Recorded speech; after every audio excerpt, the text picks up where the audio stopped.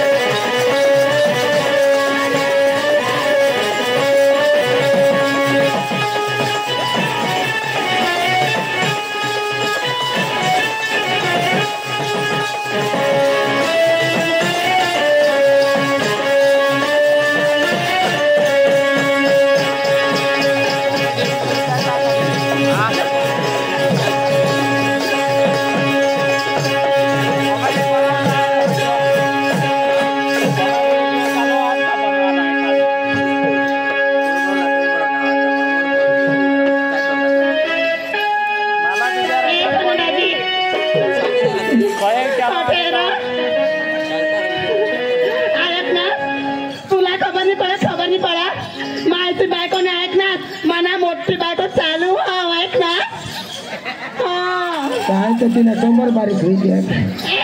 दिसाने रा बायको चालू ना आपली अख्खा दिश घालू पण नाही मिळेल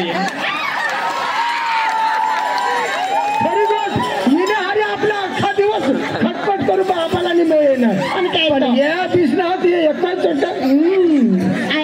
काय हो दिसाने रा मला एक ऑफिसમાં કામ કરા આવાલા तुला खबर नाही का ए बेन ओ बेन आणि काय तो हे बेन एक मिनिट એટલે હવાલા ઓફિસમાં કામ કરે છે ना काम करा साहेबी नाही आणि काय तुला खबर नाही मला नाही खबर ए वडाला ती आपले किंवा काय सांगता त्यावर येते तू इंस्टाग्रामवर का काय येते माझ्या बरोबर ना आणि काय એટલે तुला नाही खबर मला नाही खबर ते मला आबे लिखेला जा ऐक ना मालू એટલે पोकी चालू तुला ना मालूम मालू मग बायकोने मोठी चालू ऐक ना तुला दोघांनी मानेचं ऑफिस जायचं जुवान आणत ना त्याचं नाही ना चुटकीमा काम कर द्यायचं जुवानचा नाही तू काय हा याचा मायच पण ये येऊन पदाच्या वर्षात ऐक ना ये ना काम तू करणे अभी तात तो घिरा पड़ी गया पण ना पण ये ना नाही करणे धवाया करते तिचा नाही रे बाय એટલે મને ઓફિસ ના હતા ના પણ કાગદા કાઈ લીખુલા रहता नहीं એટલે मैं ये अपन पैसा वगैरह એટલે सोय सिका कर दे अरे तुला ऑफिस करा એટલે कानूनी सलाह ऑफिस रहो कानूनी सलाह ऑफिस डेपो ने बाजू में ए ऐक ना तर जब जणो तो काढतील खरी गोष्ट हिला तुम्ही ओळखतास मोठी साहेबीन आणि काय तुम्हाला मोठे डिग्री अशा कामा करणार ये ऑन मान ना गरीब लोकच्या जे हवात तर फुकट काम फुकट मा आणि मोठला लोकच्या हवात तर एक कागदला 5 रुपये नाही आणि काय तो એટલે मैं मोठे डिग्री बनाव नाही खरी गोष्ट डिग्री आहे आपले आम्हाला बस स्टॉपच्या बाजूमा आखे सारा खबर आहे खबर आहे ये हुनले काने ती जुवानसी ऑफिस ए दाजी सांगला तर सांगे टाक आता ये हुनले काने जुवानसी ऑफिस आणि ये हुनले काने हाताच्या बायकाची ऑफिस आणि ऑफिस आणि एमा मध्येच राह आहे होय ना संघात साफ करायची बाजूमा आणि त्या 5 रुपये घासला सांगणार संडास करला जाता त्याला लिहायचे मोठी ती कानूनी सलाह ऑफिस भाई अख्ख्या जुवानसाला खबर हा काय खबर हा मला तो का नको इकडे दाजी ऐक रा आता दाजीवर ये पडणे आता सांगत ते भूल सापरा पुढे हा तो सोन्याबाई आणि आता दाजीवर ये पडणे कराने तो जन ते नंबर लावा ना को दोस्त ने आणि मागा ठुरती का मग घरवा सांगा मी ऑन सांगणार ए ऐक रा काय बा ते पोचला हेरत होतो जास्ती पोव्या त्याने पाठीमा हो शॉर्ट पोव्यावर बारीक पोचला हेरा आता मग हेरा तू मस्त देखायचं मस्त दिसा पैरा हो काय करणार ना हवा आवाज गाडो खरं येडवायचं कशी आज तू माझा गाडागाडायचे बिंडोस काय करू राहणार आता तमाशा हेर राहणार खरं तमा सरला ना तर त्याला कधी पाठीमागून हेरायचो हवा तर तो त्याला पासड होऊन देखायचं नाही तर तो पुढेही दिसणार अबो बाबा એટલે તા पुढाही बिसणार ना रा पुढा बिसवा तर बिसवा पण त्यांनी का लेहंगा आणि चेन का उघडीच राखवा ज ऐक ना ए मग ते जुवानला सांग आणि यो पोसा तेंगडे मा हात धरतो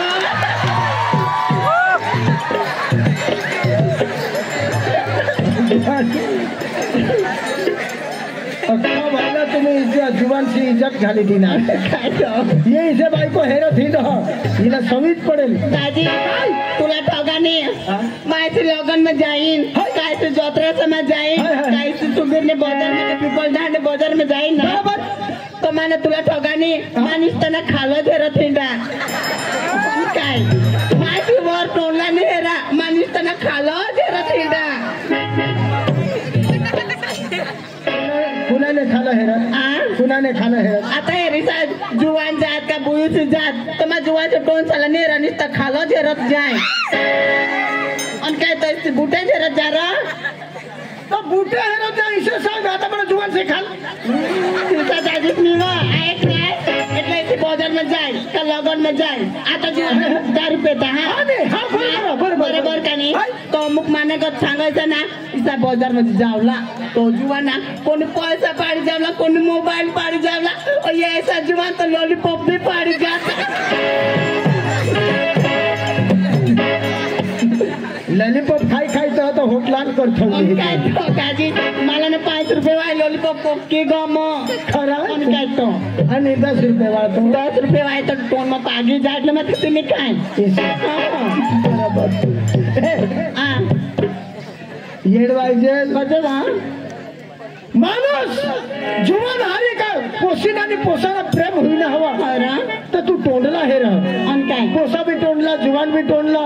आणि पोसे बी तोंडला हे रह निस्ता तुझ्या खाला हेरत जाय तुला लाज नाही दाजी मग तुला टोगाने मग कजं खाला फेरत जायचं रा मला पैसाने पोक्की बायको लालची आणि काय तो खाला फेरत जाय बरोबर ना रा कुणावर नजर टाकली ये बोल काय मस्त बोला ना टोकोरचं नाक ना माता टोकी पिदा होई गए आणि मग आठा उभा मग कमी पडा मग मोफत मला काम नाही करत माहिती ना या पैसा मला तरी सुबीर लागला तर मला मोठी ना सोनक्या खावांडलो जुवान आणि काय फुकट म्हणे मग फुकट म्हणे काम करा पैशावर पैशावर आहे तर तुला लोक सांगता ये भाडा खाऊ येडा येडा पिपट ठोगाणार काय ठोगाणार बाई कोदोस माव ना कोदोन मावर मिसकोल मारो ना तो मग ना धारा तुरा काढी लिहिता मग आज मा लेवला जा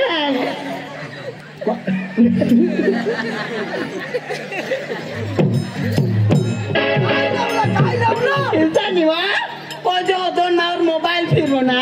तो होय ना मोबाईल फक्त महावाजीन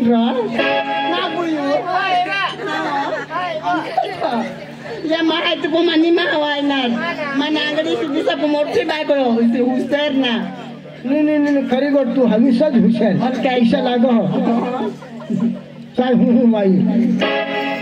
कमरा ठिकाणा नको अंगणे ही जागणे चाष्टी दखुला करीस जुवान सांगू लागते है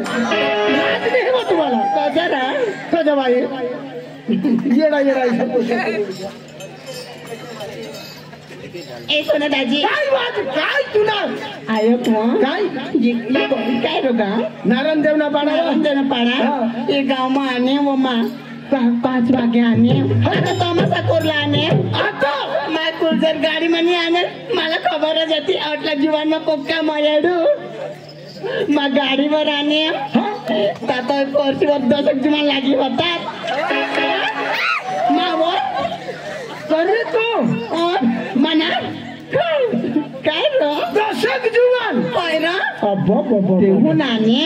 मला सांगत ए पोसीवा मला वाकी काढणं हवं मग तोंड बांधून चष्मा पोवी तरी पण वाकी काढण्यात पण ना माने मोबाईल तो सांगायचा होळा काय मोठा मोबाईल और 12 बोट नावा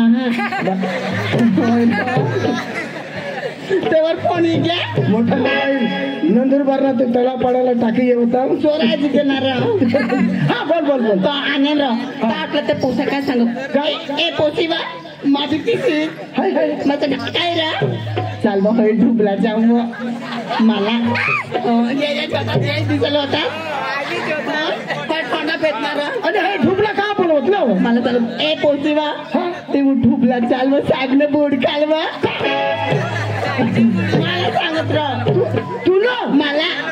ढुबल्यावर चालू ढुबलावा सागनं बोर्डचीवा मग सांगत कजा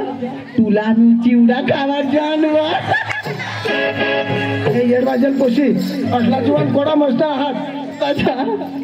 येरा बिरा कहने ना बदनाम न करत कसा बदनाम नाही करत ओ दोस्त मला तर खोईचं सांग चाल पछि चाल माझी बायको माझी मग सांग मानी येला पण माना विचार चाल ना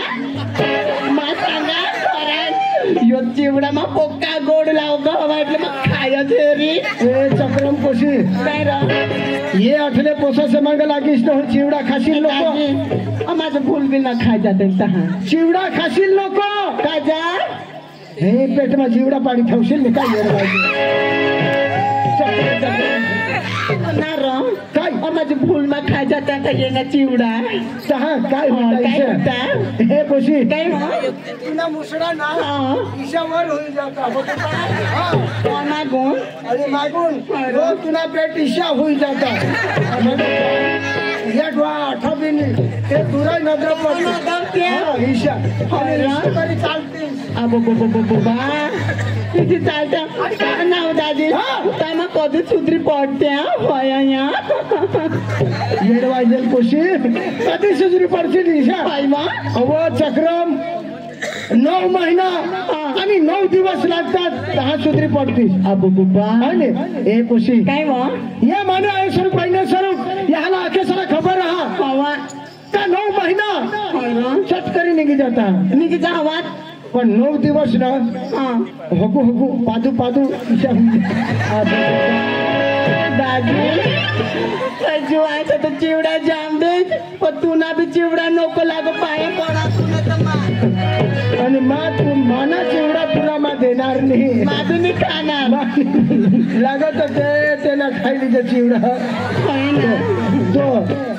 हो छट पडणार नाही होय ना मोठा दुकान पिपल दाड मो नुसता रमल ना बाईक काय तो खबर नाही पड आणि काय तो आम्ही बनच खायला ना बाबू यो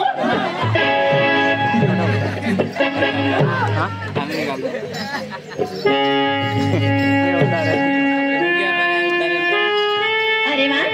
आज तरी गुरुवारचा दिवस आणि माथुरीचा बाजार मी तरी काय करणार आमच्या पोरीला हात देणार आणि दही तूप तूप लोणी घेऊन आणि आम्ही माथुरी बाजार जाणार अरे राधिका गोपिका चंद्रा कला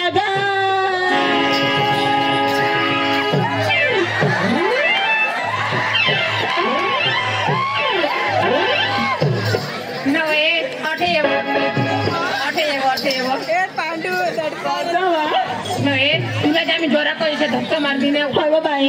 तू तर लगेच तुझं गैस न बाय तुम्ही मला ना वायन धोका मारणे ते जुवानवर जाय पडणे पोसा नको सांगती बा इसी नाही व तू आता डोसी ना व डोसी व आहे होती बा बाय मा डोसी काय का करायला व बाय काय व डोसी नाही व तुम्ही तर मला इथं धोका मारण्यात ना ते जुवानवर जाय पडणं जुवानवर जाय पडणं ऐकले काय जुवानवर जाय पडणं त्याने ना त्याने तीन लेगे ना उद्या ना जेव्हा तुम्ही मला बचायला त्यावर जाय पडणं त्याने ना तिने तीच ना कोय हरी ना लॉंगर एकदा चेटाडीत टाकणे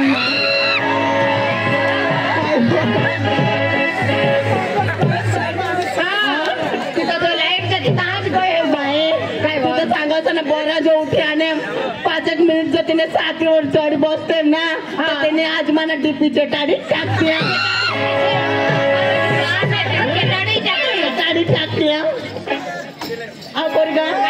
अहो घरामध्ये काय करत होती अहो स्वयंपाक पाणी करत होती ना असं का अहो तुमचं माहित नाही का नाही ना आज कोणता दिवस गुरुवार बाजार माथुरीचा असं का अहो पोरगा तुमची तयारी झाली का आमची तयारी झाली ना असं का अहो सगळी पोरी आली का सगळे आले ना अहो खाल्ले पाड्याची ती पण आली आणि मधल्या पाड्याची ती पण आली असं का अहो पोरी आपले सगळे मिळून ना अहो मातृ बाजार जाणार चला ना मग असं का हो चला चला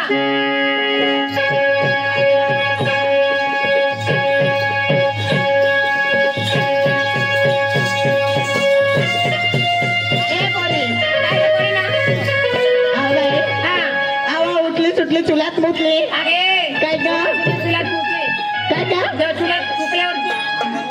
तुला कोण येते आणि मुकल्यावर काय होईल पोरी काय का आव तुम्ही नवऱ्याच्या नावाचा दागिना काय घेतले सात सिंगार काय घेतले ते सांगा आणि नंतर जाऊ आपल्या पुढे रात्रीला असं का सात सिंगार सांगा नंतर बाजारला जायचं का एक मध्ये सांगा हा बाई विचारा अगं पोरी का अहो नवऱ्याच्या नावाचा दागिना काय घेतले ते सांगा आणि नंतर पुढे जाऊ हो अगं बाई काय का आज काय नाही तुला माहिती नाही नाही का अगं बाई मी आज नेसली कुछ कुछ होता है अरे काय झालं तुला अहो पोर तुला कुछ कुछ होते मला कजानी कुछ कुछ होऊया बा आहे काय हो तू आपको बारीक हस बाहे मग बारीक हास मागून कुछ कुछ होईल वाची तर होईल नाव बाई कमावा भूसा जे जाणता मला कुछ कुछ होईल होईल ना मग होईल ना दिसतो ना अगं बाई काय ग इन्फ्लुएन्सर निघली ना त्याच्यात बाई हा नाईट कंपनी असं का हो. म्हणजे तुझ्या हे साडीवर डागा म्हणजे ना हे साडीवर लागतं का हो त्यांच्या ना बाई असं का हा. आणि माठ काय घेतली का बाई हा. दही दूध आता घेऊन निघली बाजारीला मध्ये फुलते रे असं ना हो दुसऱ्या नंबरला पाठवा अगं बाई मला विचारली का हो, तुला पण विचारली ना हो, लगेच सांगू अहो आता सांगा अच्छा हो. हे पाय हा. आज मी नसली हा. बाई कट पुतली बाई हा. तू कट बी नको मुतस तू ना गावाच्या तिकडे जाण मुत ना एवढं कधी मुतस ना हो हे पावडर काय का होतच नाही बा हा. ते साडीच्या नावावर लिवेल राहतात का नाही काय का साडीच्या नावावर लिवेल राहतात कंपनी मध्ये काटा मुतनीस कट पुतली काटा पुताली हा. आता दुसरं काय घेतली का पाय पंजन घेतली असं पंजान आता मध्ये बांगडी बांगडी अगं मध्ये बाळून बाई हा. हातात कोणाची तेंगडी घेतली अहो तांगडी नाही बा हा. त्याला बांगडी म्हणते असं म्हणजे कंगण हा. सोन्याचं का हा. हो आणि नाकामध्ये सोन्याची पाच कलास फुलली फुल्ली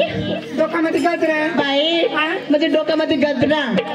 गजरा का म्हणते काय का गजरा गजरा हा. असं आणि ओपन काय घेतली काय घेतली माझं दूध तुझा दूध हा. ओपर तुला किती लिटर निघत तेव्हा दूध ए बावडा काय ग तसं नाही वा घरी गाय मस्त आहे ती कोणाची अहो तुझ्या दूध कोणाची झालं तुमचा चल बाई थांबा तुमच्या मात्र बाजू असं का दुसरं कोणी आहेत का झालं ना हो चला गाव आहे चला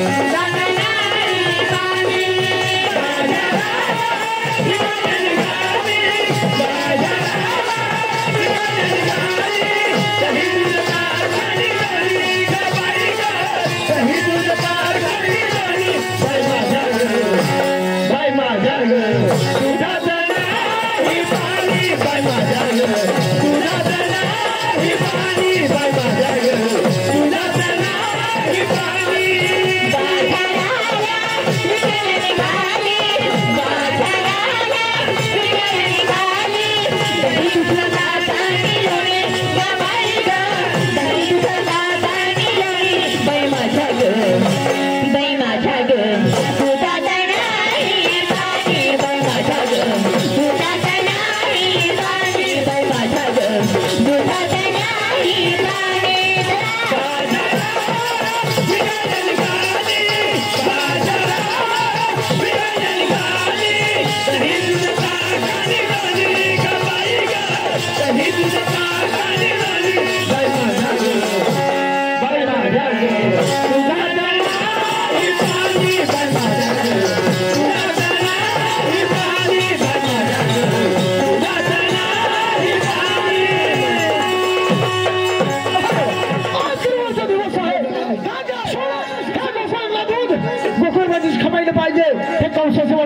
देणार नाही. हे काम मी स्वतः करणार आणि हे गवळण लवकर आपटायचे आणि पुढे रंगबाजीला चालू करायचं आहे. चला का बरं लवकर.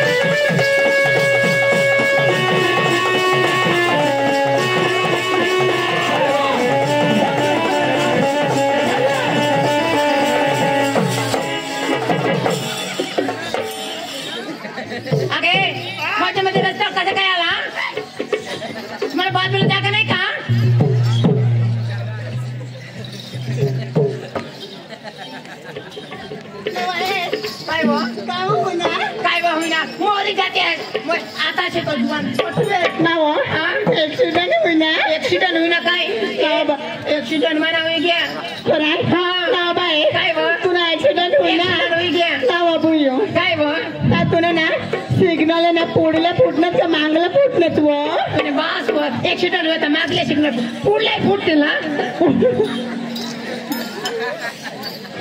आणि काय काय तुझी वाट मोरीच घ्यावा ना काय थोडा जोरवर एक्सिडेंट होईना मोरीच घ्यावा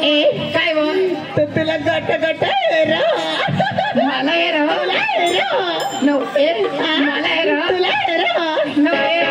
मला हे तुला मोत नाही पड ना वाट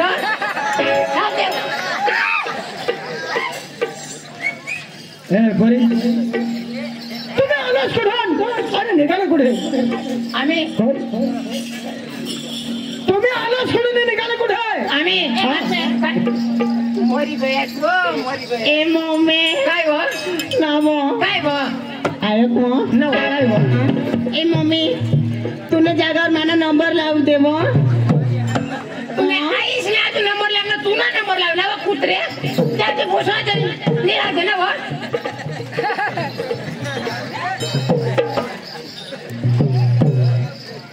बरी तुम्ही आलाच कुठे निघाले कुठे आम्ही आले मथुरातून कोकणातून चालले मथुरा बाजारला अरे उठली का सुटली तुमच्या बाबाचा आहे का मथुरा बाजारला जातोय अगे अडणार कोण असं मला नीट ओळखा कोण आहेत ते नाव म्हणतो हे गोकुळचा श्रीकृष्ण देवा म्हणजे कधी आम्ही श्रीकृष्णाला पाहिलंच नाही का काला जयचंद्रामध्ये श्रीकृष्ण पाहिला होता किती अलंकारने सजलेला होता बरोबर अगं त्याचे पाय पद्मा होता कमरला कमरपट्टा होता हातामध्ये सप्तसुराची बासरी होती डोळ्यावर श्री मुकुट होता त्यालाच म्हणतात श्रीकृष्ण आणि तू कुर्ला ढुकतात कोणाला ढुकतं म्हणलं तुम्हाला तुम्ही पेंट घातला आंगडा घातला मी म्हणे श्रीकृष्ण सतयुग मध्ये सगळा कृष्णाकडे म्हणजे पितांबर श्री मुंगट सगळं होता आणि हे कलियुग मध्ये आता असंच राहतं असं का कुठे बी जा पण तुम्हाला असंच कृष्ण नंतर पडणार असं का अगं देवा तुमची आम्हाला ओळख पटली नाही असं म्हणजे माझी जन्माची ओळख पाहिजे राधे तुमच्या पोरीला सांगा कपड्याचा पत्र डोक्यावर टाका आणि पुढे हात वळा माझी जन्माची ओळख सांगतो तुम्हाला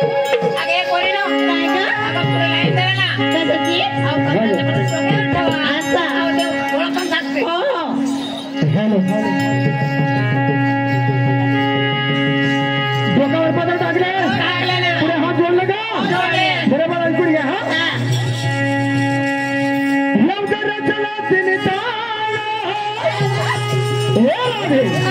बरोबर ऐकून घ्या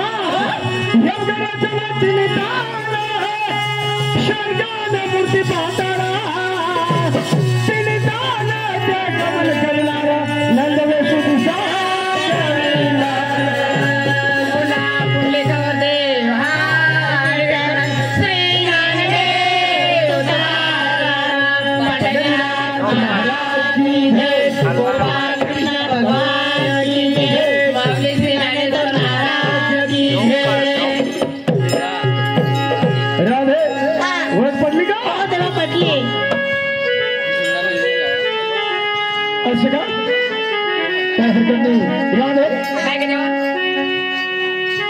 तुम्हाला पुढे कधी जाऊन देणार नाही. अगं देवा जाऊ दे ना. कधी जाऊन देणार नाही. देवाची भक्ती केल्या बघा तुम्हाला मुक्ती भेटणार नाही. म्हणजे देवाची भक्ती करावी लागेल. होय. अगं देवा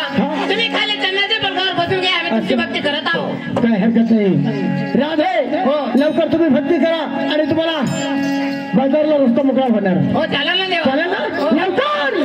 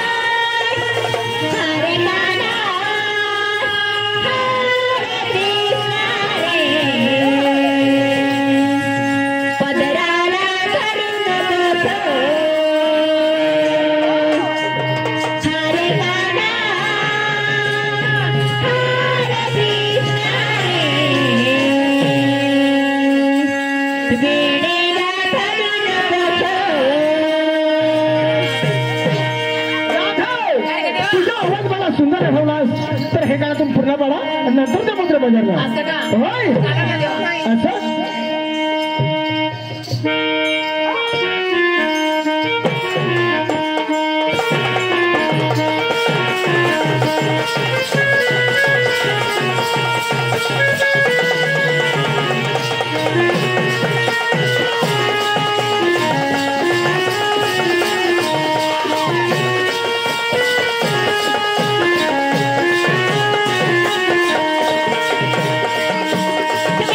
Rama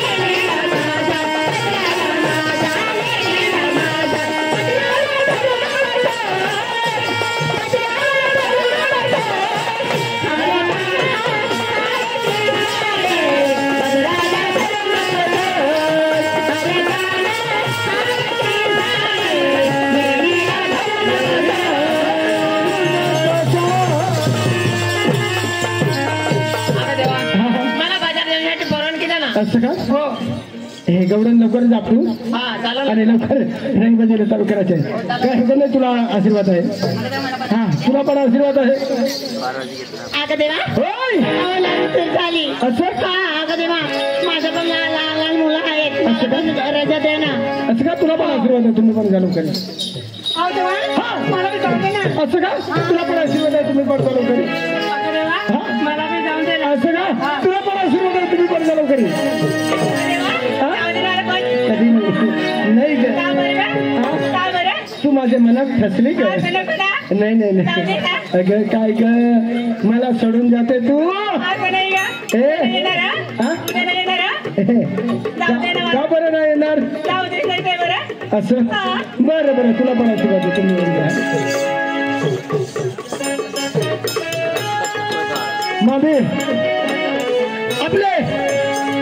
घर मालिकाचं नाव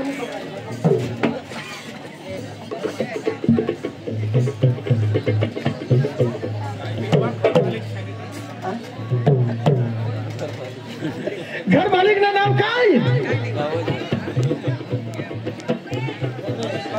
रमेश भाई ने कोशी ओके थैंक यू आपले नारायण देव ने बारा मा रमेश भाई ने पोषण लगा ना पण मा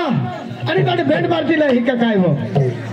रॉक स्टार बँड पार्टी એટલે मस्त बँड पार्टी तर मग नाचूला जातो आणि रमेश भाईला मिळतो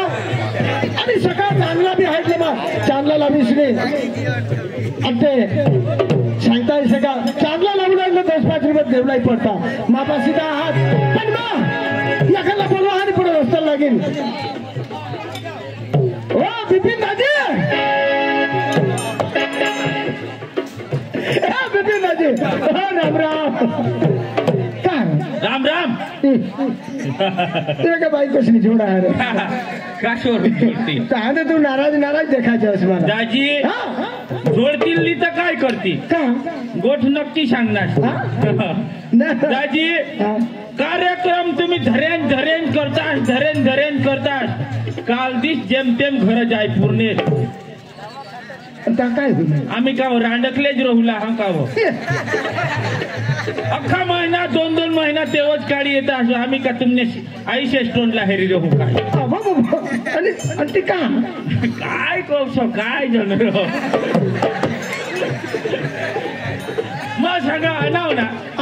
मग जीता जाणाव ना मग काय मरी गे आमने तर नाही आमने तर सांगो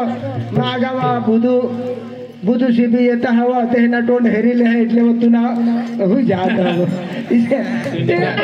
ती वाईनीच लागो ना तेने हा तुम्ही बायको इशट नाही खा हवी आखा झालं पण ती ईशा दुरून ते तेना तोंड तेरू तोंड हेरिले नाही का बा सुई दाजी त्या घरने गोठी दाजी बोलवणार का अरे तुला खबर नाही पडत हा अरे नारायण देव ने पडा मा रमेश भाई ने पोषिना लगा ना ईशा आणि त्याला भेट पार्टी बी आहे यार दाजी लापशी बनवती रे अरे डांगवाडा भाई आम्ही लापशा तर इसला खायचे तर हमने जीव लापे हाँ खाता हवा काय के डांग मा वगैरे लापशी नाही बनवत दाजी तर काय नाही तर काय भेंड पार्टी अरे भेट पार्टी हा. हा आणि तसं सकाळ आता चांगला करीन तर पोशीला लिहित जावला आहे काय कठोर लिवला हा तिथं खबर नाही कोठली जावला जाऊ दे ये दाजी पोशे जरा जूर वाढणे तेतले आमने तर बारीक मा सांगा हा जरा काजू तरा दे दीज देवला गर्दी करते आणि ये ईशा कोणदिले दादी काकी गोठ जाऊ दे पण तू येवला का नाही ते मला दाजी सांग मला नाही येवायणार एखाद जुवान जाईल त्याने हरिनारायण देवने पडाला धाम ईशा पण तू तुमने घर में मांगला जो तो जुवान तयारी कर त्याने हरणी की धाम ईशा